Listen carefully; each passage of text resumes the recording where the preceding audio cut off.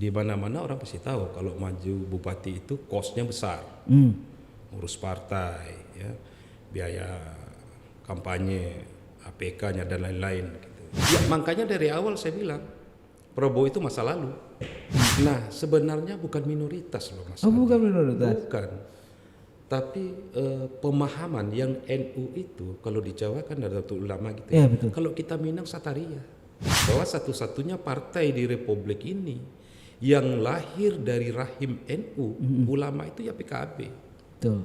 Jadi irisannya sama kayak kita di Minang.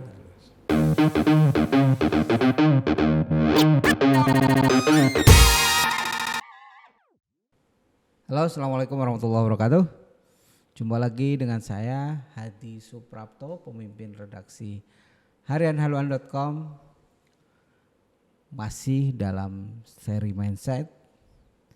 Dan kali ini kita juga kedatangan tamu, seorang politisi Partai Kebangkitan Bangsa di ranah Minang. Jadi ada ranah Minang, ada PKB di sana.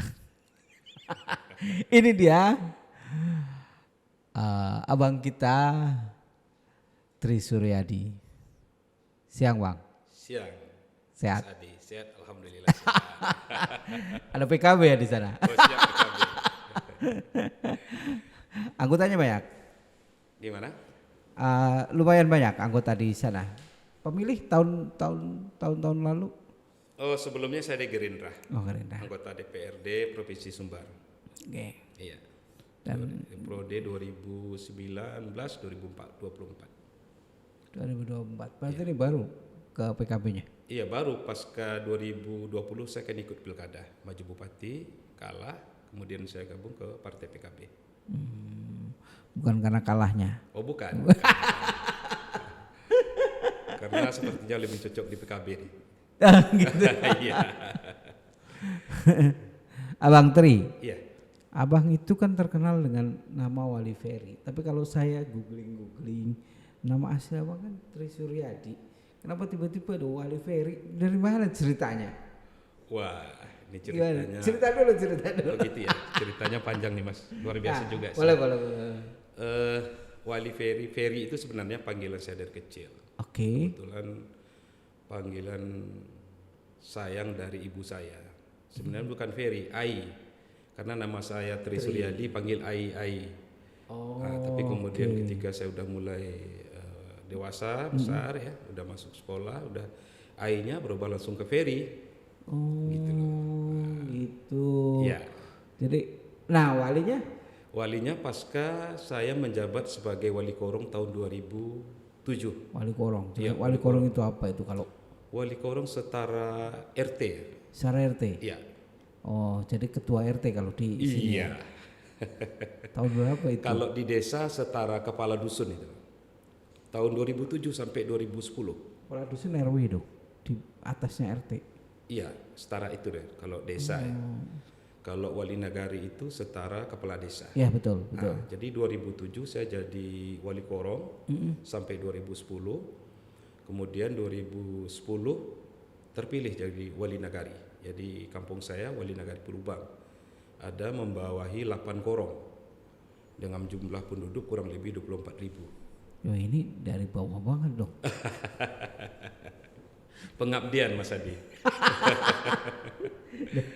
Dari Wali Korong. Iya. Wali Korong itu berarti baru lulus sekolah dong? Oh enggak. Saya udah 99 Oktober 99 saya udah wisuda. Oke. Itu saya udah merantau. Oh. Iya, dagang. Ada di Medan, di Jakarta Minang juga. lah ya. Baru juga Minang. Kelihatan Minangnya. Minang. Oke. Darah Minang. Iya, darah Minang. Habis itu pulang kampung. Pulang 2006 pulang kampung. Kemudian menjabat diamanahkan sebagai ketua pemuda 1 tahun. Habis itu Wali Korong. Baru wali korong 2010 wali nagari. Lu bukannya dagang itu lebih enak, lebih banyak duitnya? Ya, Kenapa? sebenarnya sih iya kalau mau kita jadi sukses ya jadi kemampuan ekonominya lebih baik. Ya tapi kalau di kepuasan tersendiri barangkali ya Mas, kalau saya di jabatan wali korong, wali negara itu kayaknya sepertinya lebih bermanfaat untuk masyarakat banyak. Gitu, Mas. Oke, Itu kepuasan batin saya. Jadi gitu ya, supaya lebih bermanfaat. Iya. Berarti sudah matang ya hitung-hitungan materi ya. Ya artinya kan kayak tadi dagang pasti banyak duitnya. Banyak duitnya. Tapi kan itu bukan suatu kebahagiaan. Oke. Penting sih duit, Oke, tapi tidak itu membuat kita bahagia, Mas. Oke. Jadi pengabdian. Pengabdian. Oke. Dari wali korong, kemudian wali Wali nagari, Nagari, iya.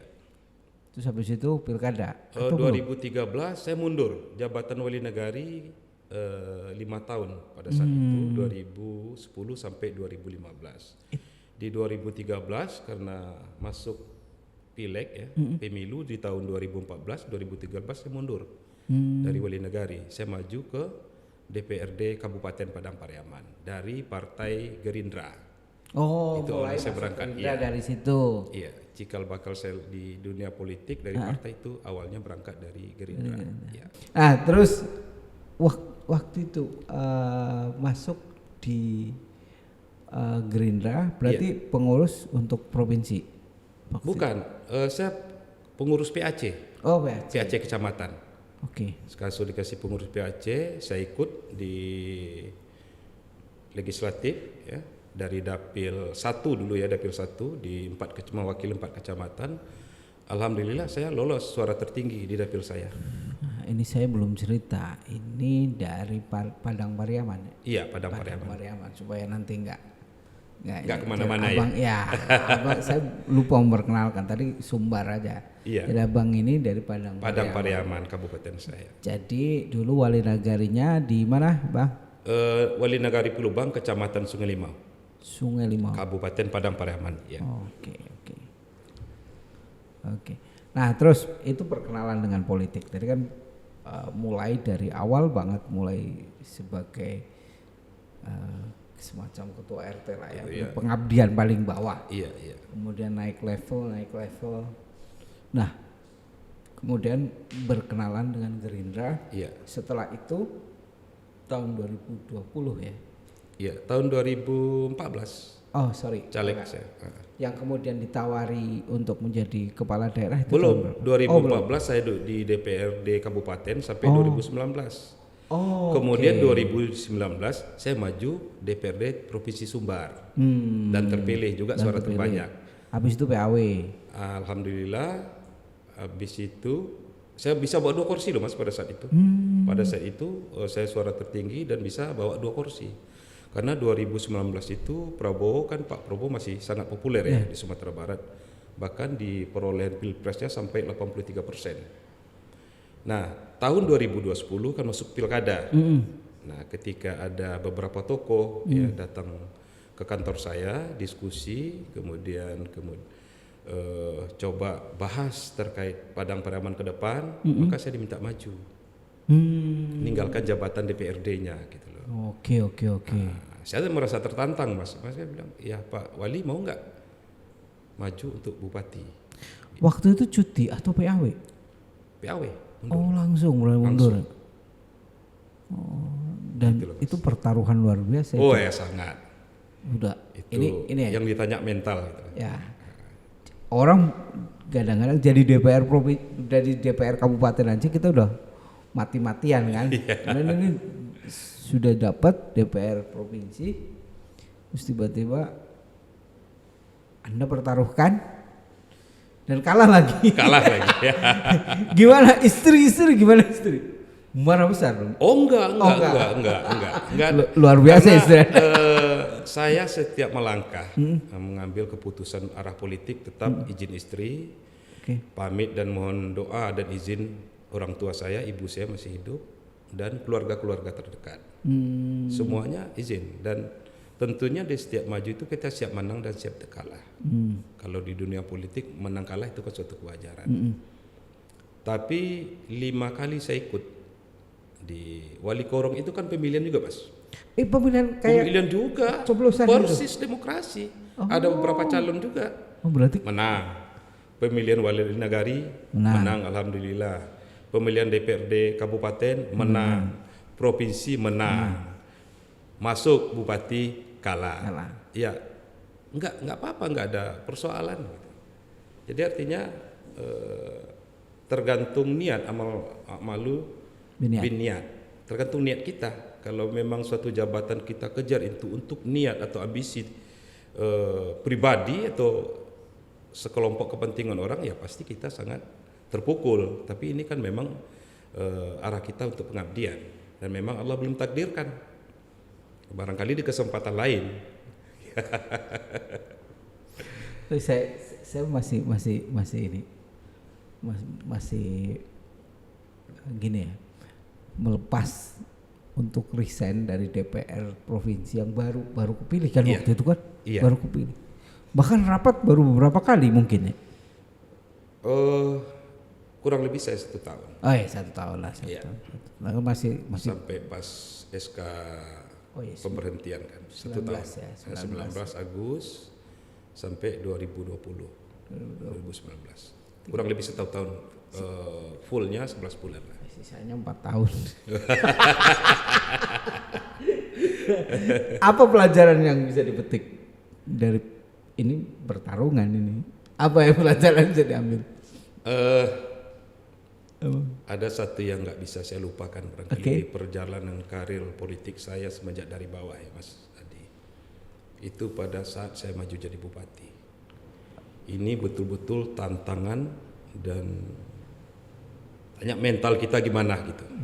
Yang pertama, di mana-mana orang pasti tahu kalau maju bupati itu kosnya besar.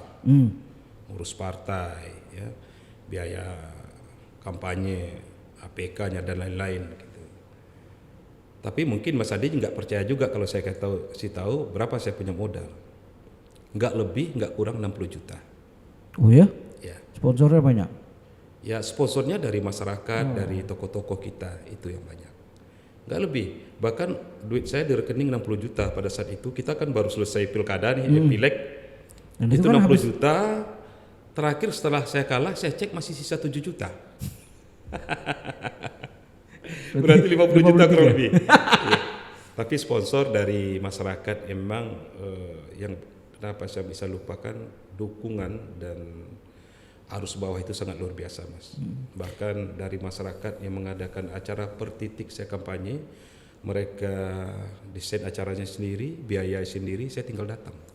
Dan suaranya juga nggak jauh kan? Nggak kalah dengan jauh, pemenang. selisih cuman 6.000 suara. Kalau persentase itu kan paling berapa persen itu? 4, sekian, 4,5%.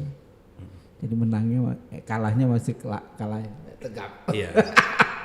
Nah, artinya di situ memang yang membuat saya merasa begitu besar, melihat besar harapan masyarakat untuk bisa mewujudkan ya, harapan mereka untuk daerah Padang Pariaman yang lebih baik ke depan. Rupanya Allah belum takdirkan kita untuk bisa melaksanakan itu, cita-cita mereka. Itu yang barangkali yang jadi selalu pikiran saya dan membuat semangat saya kembali terjun ke dunia politik. Pasca kalah bupati. Dan ini setelah pilkada selesai nggak punya jabatan dong? Iya, enggak. Bisnis. Jabatan selesai, saya mundur dari Partai Gerindra, kemudian ditawarin sama Partai P3, gitu ya, sempat menjabat jabatan struktural di partai di DPW 1 tahun sebelum ke PKB. Saya coba buka usaha kecil-kecilan, bisnis. Dan sekarang masuk lagi. Ya, sekarang masuk lagi. Tapi kalau kita lihat di 2019 itu Abang bisa bawa 2 kursi. Iya. Di provinsi. Iya, provinsi. Kenapa tidak lanjutkan itu aja di Gerindra waktu itu? Karena gini Mas Adi, kalau saya sih sederhana aja. Kalau kita berpartai itu nyaman dulu gitu. Okay. Komunikasinya ya, lintas kader, lintas pengurus gitu kan. Nah, sepertinya pasca maju bupati saya sudah nggak nyaman lagi. bukan kepada Partai Gerindranya ya, tapi barangkali dalam tanda kutip. Karena saya maju bukan berangkat dari partai pendukung saya, pengusung saya nggak Gerindra. Oh begitu. Iya. Saya Maaf. dari Partai Demokrat, Golkar, PKB, dan P3. 4 partai besar malah. Oh sorry, saya pikir maju dari Partai Gerindra dulu. Oh ya, oke. Kita mengenal. Apa aja tadi? Demokrat, Golkar, PKB, P3. Makanya Itu sekarang, 4 fraksi loh mas, 4 fraksi penuh makanya sekarang masuknya ke PKB.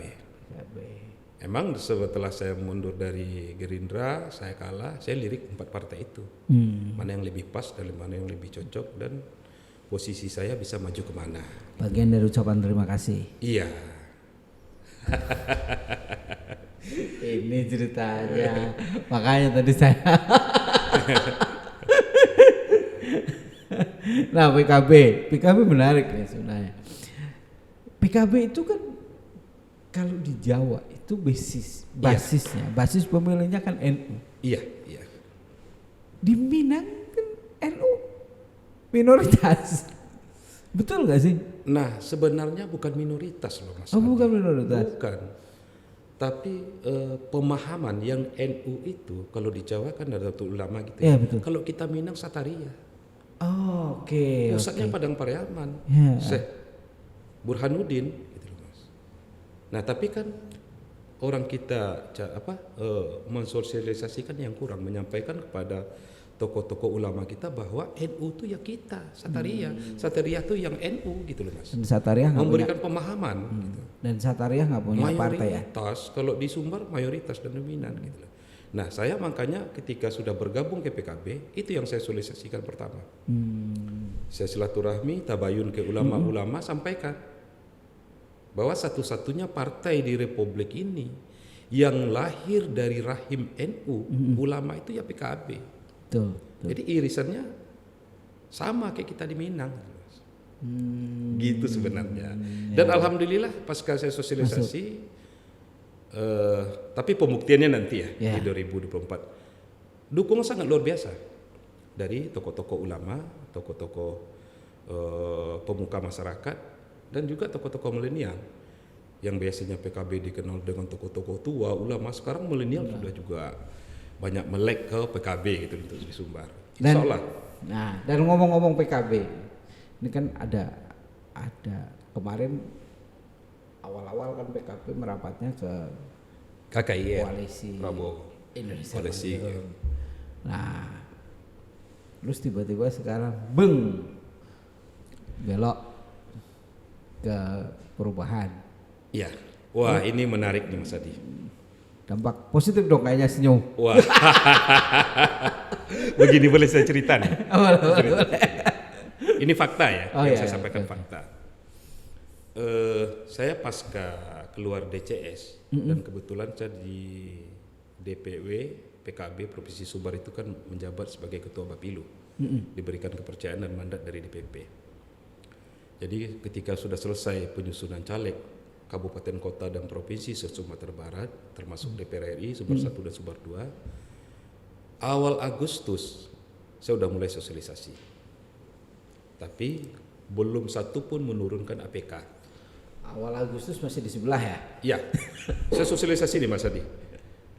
Dari Kabupaten Pasaman, kemudian Agam, ya, Bukit Tinggi, 50 kota, Payakumbuh, Padang Pariaman, Kota Pariaman. Saya sudah silaturahmi dengan beberapa tokoh dan masyarakat. Ini mohon maaf, Mas Adi, tidak satu pun masyarakat yang dukung Prabowo. Ini yang saya jumpai ya. Kan berbanding terbalik dengan 2019. Ya makanya dari awal saya bilang Prabowo itu masa lalu.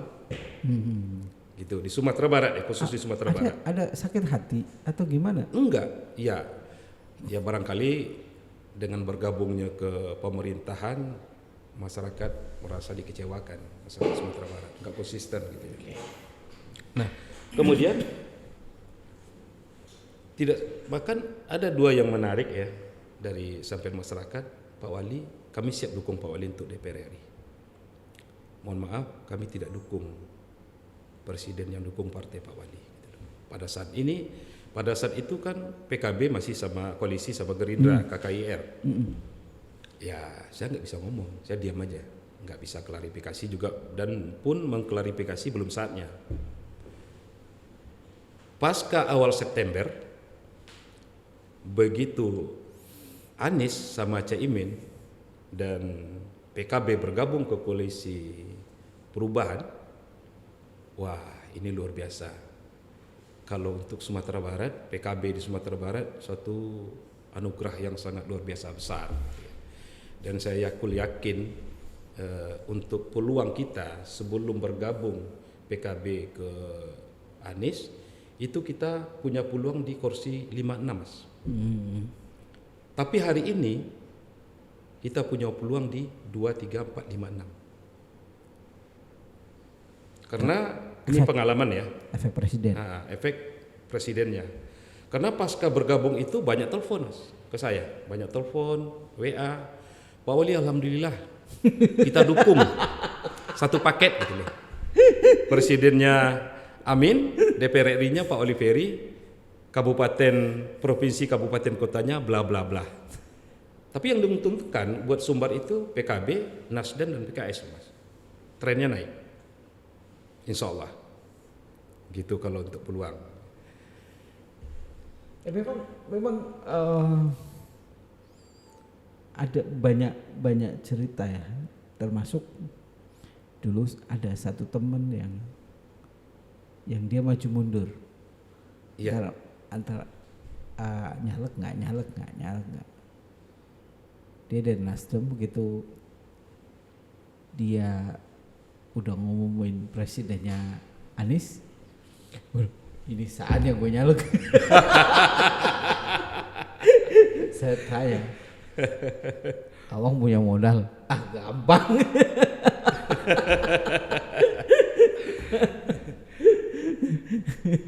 Jadi ibaratnya gini Mas Adi, ini kan di Dapil Sumbar 2 tuh kita kan ada 6 ya, ada 6.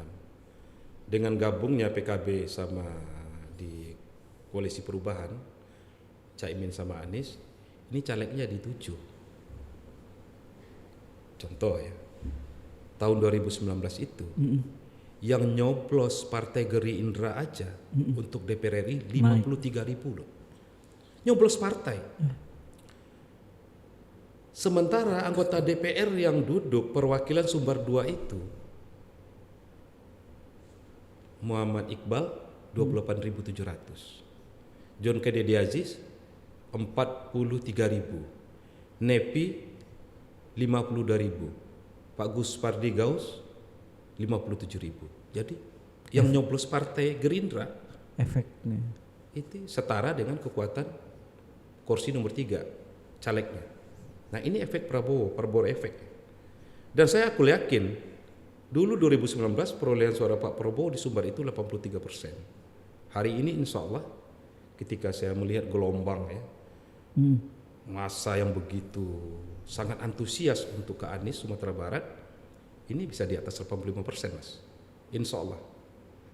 Kayak yakin 40.000 aja nyoblos PKB ini, berarti kan udah jadi berapa dari 6 calon.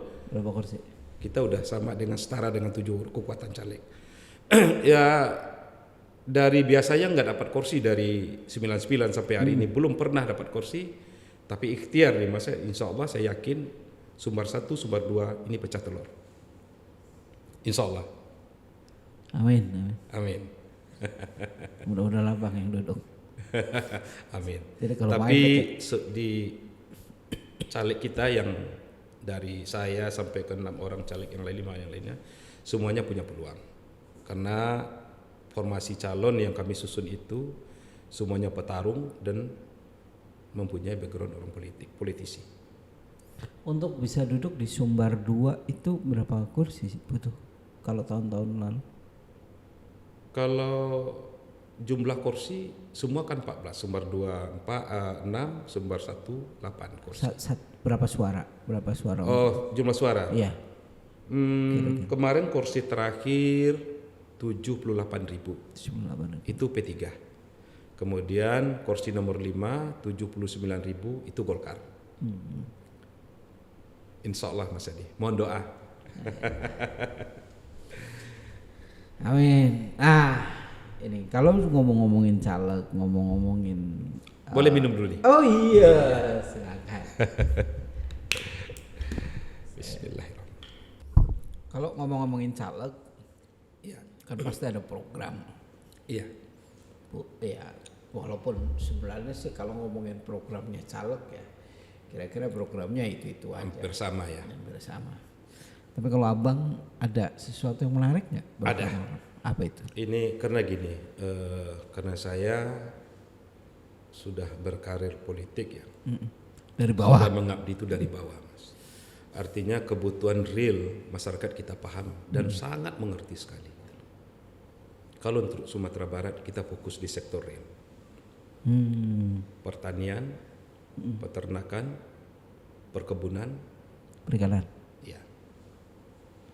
Nah, artinya waktu saya ikut fit and proper test di DPP, ketika mendapatkan waktu diskusi dengan salah seorang pengurus partai DPP, saya sampaikan.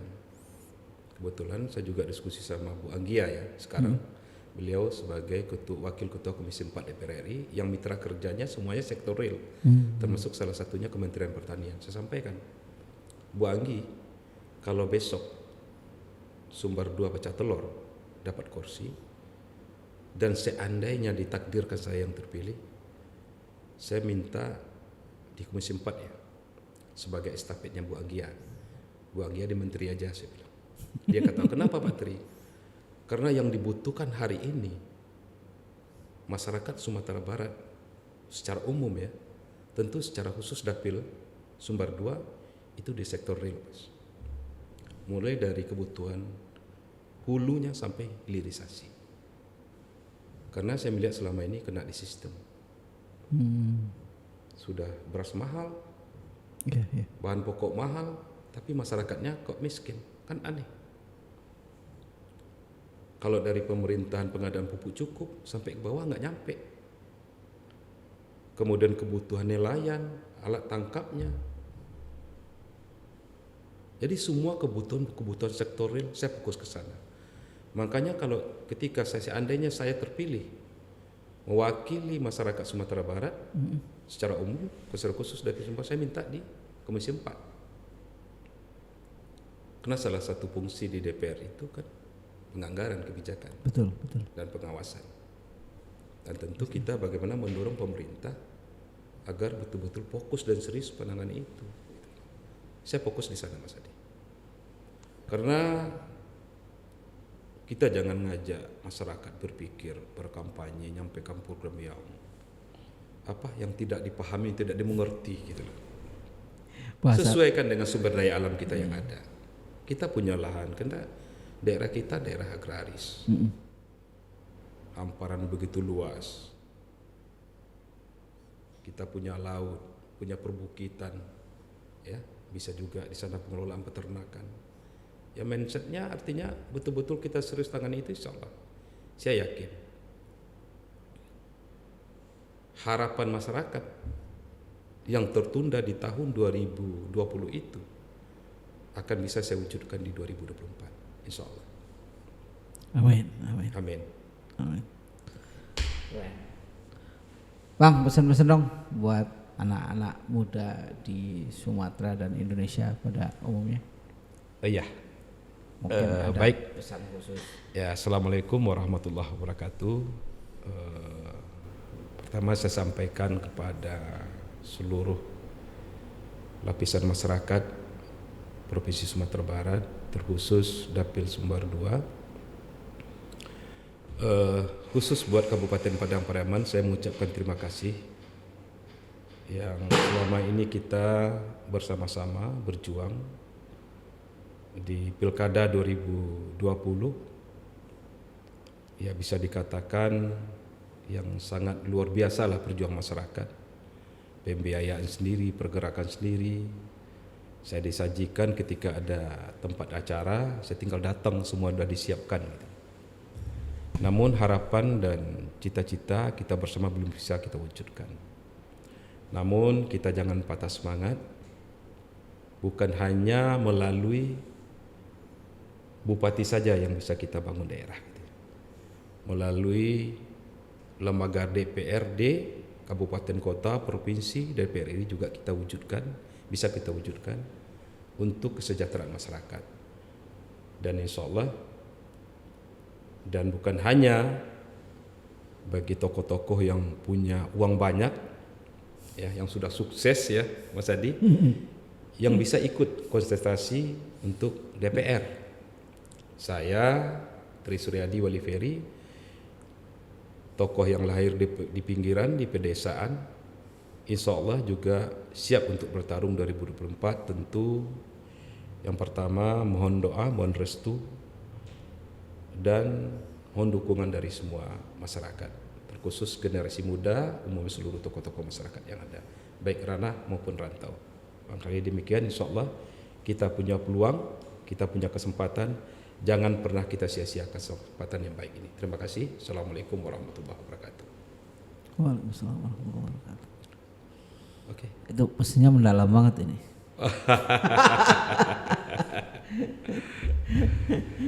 Terima kasih ya Bang. Oke, sudah Mas Adi. main ke kebun kacang jauh-jauh dari Pariaman. Mudah-mudahan ini membawa berkah juga. Ya, mudah-mudahan nanti sudah tinggal di Kalibata. Jadi kalau main ke sini deket. Oh sering, pasti sering.